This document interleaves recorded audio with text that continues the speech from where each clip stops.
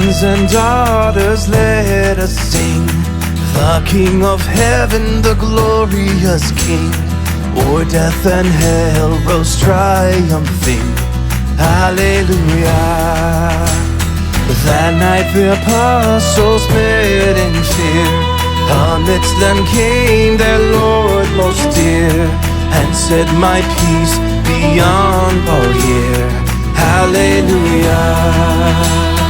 When Thomas first the tidings heard, how they had seen the risen Lord, he doubted the disciples' word. Hallelujah.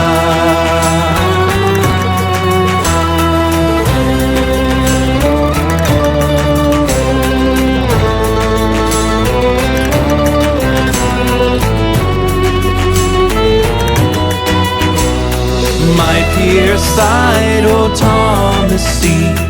My hands, my feet I show to thee. Not faithless, but believing thee. Hallelujah.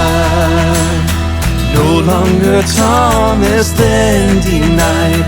He saw the feet, the hands, the side. Thou art my Lord and God, he cried. Hallelujah.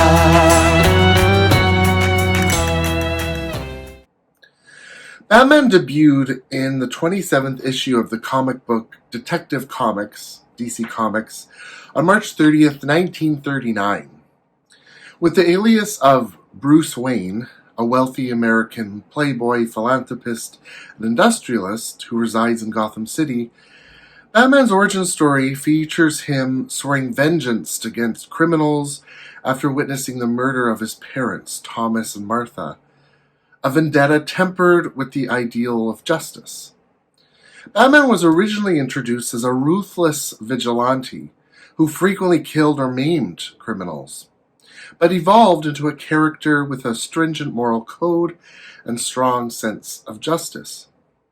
Unlike most superheroes, Batman does not possess any superpowers, instead relying on his intellect, fighting skills, and wealth and technology. The most recent Batman movie, released earlier this year, really portrays this evolution of Batman from a force of violent vengeance to become a figure of justice and hope. He acknowledges he's driven by his scars from his parents being murdered and him becoming an orphan. Specifically, he acknowledges he's been driven by anger. But what then makes him different than the bad guys he's fighting, who are also often driven by their scars and anger? In fact, there is a time in the movie where one can see him questioning what is the fundamental difference between him and the Riddler, who is also seeking vengeance against corrupt politicians by exposing them and murdering them. Is there really a difference between them? Towards the end of the movie, no spoiler alerts here, it's okay, Batman is reflecting upon who he is and his mission in a monologue. Check this out. I tried to upload a clip from the actual movie, but YouTube flagged it for copyright violation and said the video would not be posted. So I'm just going to read you the quote here. At the end of the movie, Batman is reflecting on who he is and his mission in a monologue, and he says, "I'm starting to see now, I have had an effect here, but not the one I intended. Vengeance won't change the past, mine or anyone else's. I have to become more. People need hope, to know someone's out there for them. The city's angry, scared, like me. Our scars can destroy us, even after the physical wounds have healed. But if we can survive them, they can transform us. They can give us power to endure and the strength to fight." In every account of Jesus after his resurrection, Jesus is seen with his scars, even as we hear today, inviting Thomas to touch them. Why is it so important for the disciples and us to know of Jesus' scars? Remembering that Jesus was fully human like us, it is important to note that Jesus bears scars just like us. Not just the physical scars, but the scars of having been betrayed, denied by his friends, and abandoned on the cross. By drawing our attention to his scars, Jesus is reminding us that even after healing, in body, mind, or spirit, the scars will always remain. There's that common expression, forgive and forget, but the forget part rarely, if ever, happens. Perhaps because we're not meant to forget what has scarred us, but must learn something from them and grow, evolve, discover who we are and who we're called to be. Obviously, the danger of scars is being consumed by them.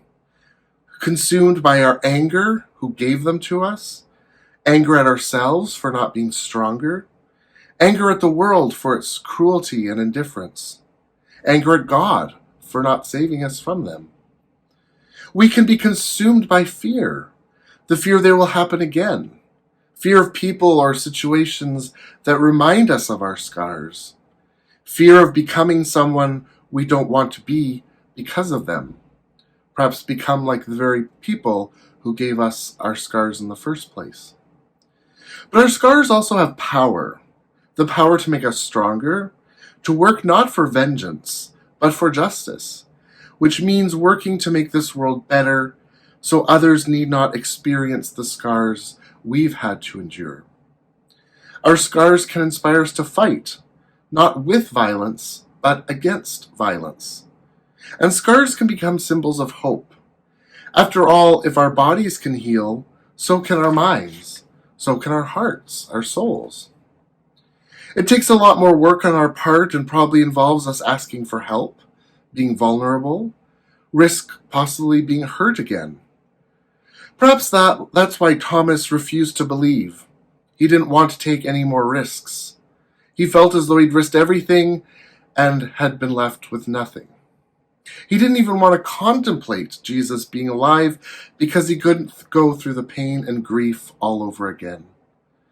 But seeing Jesus' wounds made him realize it's only by confronting our woundedness and pain, by working through our anger and fear, by accepting not necessarily that what has caused our wounds is okay, but accepting that who we are in our woundedness and brokenness is okay.